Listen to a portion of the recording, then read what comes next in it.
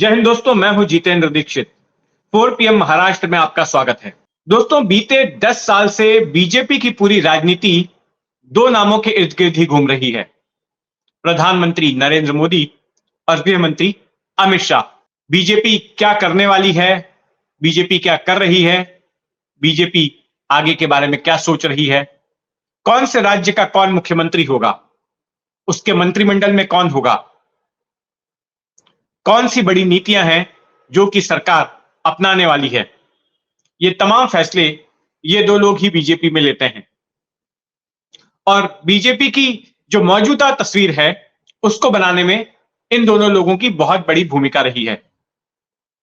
लेकिन बीजेपी में एक नाम और भी है जो कि इन दोनों से अलग है और जो कि इनके प्रभाव से भी अलग माना जाता है, जो कि बेबाक बोलने के लिए मशहूर है और जिसकी राय कई बार पार्टी की नीतियों के खिलाफ भी होती है या पार्टी की सोच से अलग भी होती है।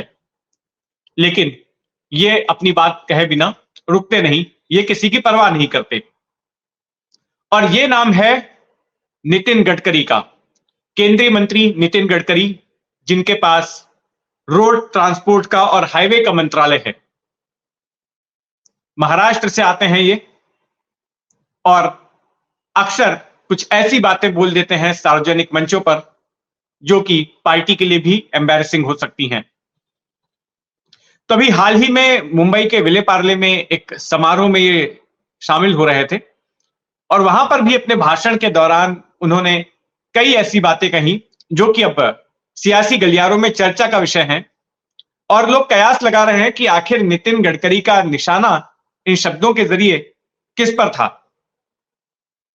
तो मैं कुछ बानगी बताता हूं आपको कि नितिन गडकरी ने क्या क्या कहा। नितिन गडकरी का कहना है कि सिद्धांतवादी राजनीति की जगह अब मौका परस्ती ने ले ली है, अवसरवाद ने ले ली है। इनका कहना है कि आज कोई राइट या लेफ्ट नहीं है, सिर्फ मौका परस्ती है। नितिन गडकरी ने कहा कि वो सीपीआई के नेता एबी वर्धन को काफी सम्मान देते हैं, उनको काफी सम्मानित नजरों से देखते हैं क्योंकि वो अपनी विचारधारा पर अड़िग रहे। लेकिन अब वैसा राजनीति में होता नहीं है। गडकरी का कहना है कि हर क्षेत्र में डीजेनरेशन हुआ है और राजनीति भी उससे अलग नहीं है। जब तक लोग जाति, समुदाय और लिंग के आधार पर वोट देंगे, ये सब होते रहेगा। उनका कहना है कि ये पता नहीं चलता कि कब कौन सा नेता कौन सी पार्टी में चला जाएगा। फिर ये कहते हैं कि सरकार एक विषकन्या की तरह है। सरकार की तुलना ये विषकन्या से करते हैं और कहते हैं कि अगर सरकार सौदेबाज हो जाए तो फिर जनता भिखारी बन जाती है, तो जनता भिखारी हो जाती है। इनका यह कहना था इस संदर्भ में कि पहले सरकार ही सब कुछ करती थी, सारे सार्वजनिक प्रोजेक्ट जो है सरकार खुद करती थी। लेकिन अब वो एडवोकेट करते हैं, वो समर्थन करते हैं पब्लिक प्राइवेट पार्टनरशिप को। उनका कहना है कि यही एक तरीका है जिससे कि विकास हो सकता है।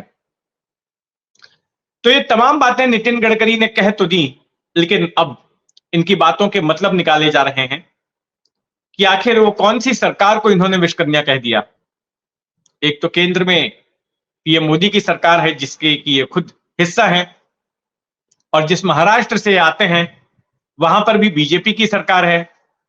जो महायुति की सरकार है उसमें बीजेपी सबसे बड़ा घटक दल है।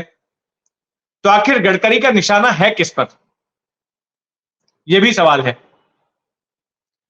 और फिर जब वो कहते हैं कि विचारधारा का कोई मतलब नहीं है, आज विचारधारा महत्वपूर्ण होती है राजनीति में, लेकिन अब उसको अहमियत नहीं दी जाती, तो खुद उनकी अपनी पार्टियां भी कई बार ऐसे काम कर चुकी हैं जो कि उनकी विचारधारा से विपरीत है।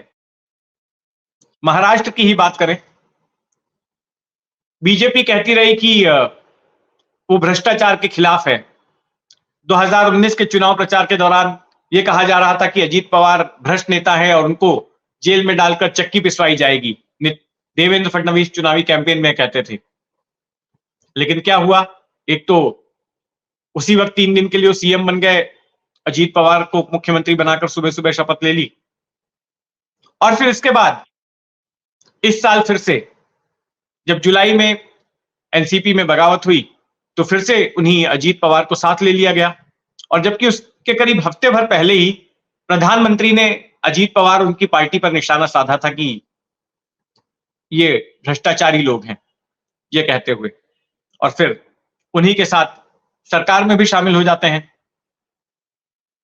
और जहां तक गडकरी की ये बात है कि कोई नेता आज इस पार्टी में रहता है, कल उस पार्टी में रहता है, तो इसकी तो कई सारी मिसालें बीजेपी के पास में हैं। एक लिस्ट है पूरी। प्रसाद लाड़ जो पहले दूसरी पार्टी में थे, वो आ गए बीजेपी के पास में। प्रवीण दरेकर जो पहले एमएनएस में थे, राज ठाकरे की पार्टी में, वो आ गए बीजेपी में। नारायण राणे जो कि अपने करियर में 4 पार्टियां बदल चुके हैं, वो बीजेपी में है। पहले शिवसेना में थे, फिर कांग्रेस में गए, उसके बाद उन्होंने अपनी पार्टी बनाई स्वाभिमान पक्ष, और अब ये चौथी पार्टी है बीजेपी। इसके बाद उनके दोनों बेटे भी, नितेश राणे और नीलेश राणे, ये दोनों भी अपने पिता के साथ साथ अलग अलग पार्टियों में आए। तो ऐसी कई मिसालें हैं, और दूसरी पार्टियों में भी मिसालें हैं। जैसे बीजेपी से छोड़ के जाने वाले भी लोग हैं जो दूसरी पार्टियों में चले गए। नाना पटोले जो कि बीजेपी के सांसद थे, कांग्रेस में चले गए, इस वक्त महाराष्ट्र कांग्रेस के प्रमुख हैं। एकनाथ खड़से जो कि कभी महाराष्ट्र में सीएम पद के दावेदार माने जाते थे, वो बीजेपी छोड़कर चले गए, उन्होंने एनसीपी ज्वाइन कर ली। तो महाराष्ट्र की राजनीति में ऐसी बहुत सारी मिसालें हैं, और खुद ऐसी सबसे ज्यादा मिसालें उनकी अपनी पार्टी, गडकरी की अपनी पार्टी बीजेपी में है। तो आखिर गडकरी इस तरह के बयान देकर क्या संदेश देना चाहते हैं? अपनी ही पार्टी को और अपनी ही सरकार को क्या वे निशाने पर ले रहे हैं? इसके पहले भी वो कई बार इस तरह के बयान दे चुके हैं जो कि चर्चा का विषय बने। जहां तक बीजेपी में गडकरी की हैसियत का सवाल है, तो बीजेपी में जो खेमा है अमित शाह और मोदी का, वे इससे अलग हैं। पिछले चुनाव में तो बात भी चल रही थी कि मोदी के विकल्प के तौर पर कौन हो सकता है, तो गडकरी का नाम चल रहा था। और हमेशा एक चर्चा रही कि गडकरी को साइडलाइन करने की कोशिश हुई, उनका पर कतरने की कोशिश हुई है। लेकिन चूंकि राष्ट्रीय स्वयंसेवक संघ आरएसएस का हाथ है गडकरी के ऊपर, इसलिए वो टिके हुए हैं और उनकी राजनीति चल रही है। तो खैर, इस तरह के बयान गडकरी देते रहते हैं, और ताज्जुब नहीं होगा कि आगे भी इस तरह के बयान देंगे, और उस पर जो भी सरगर्मी होगी, जो भी चर्चा होगी, उस पर हमारी नजर बनी रहेगी। इस खबर पर आपकी क्या राय है? आप क्या सोचते हैं? कमेंट बॉक्स में अपनी टिप्पणी जरूर रखें, और अगर आपने अब तक इस चैनल को सब्सक्राइब नहीं किया है तो सब्सक्राइब कर लें, बेल आइकन दबा दें। जय हिंद।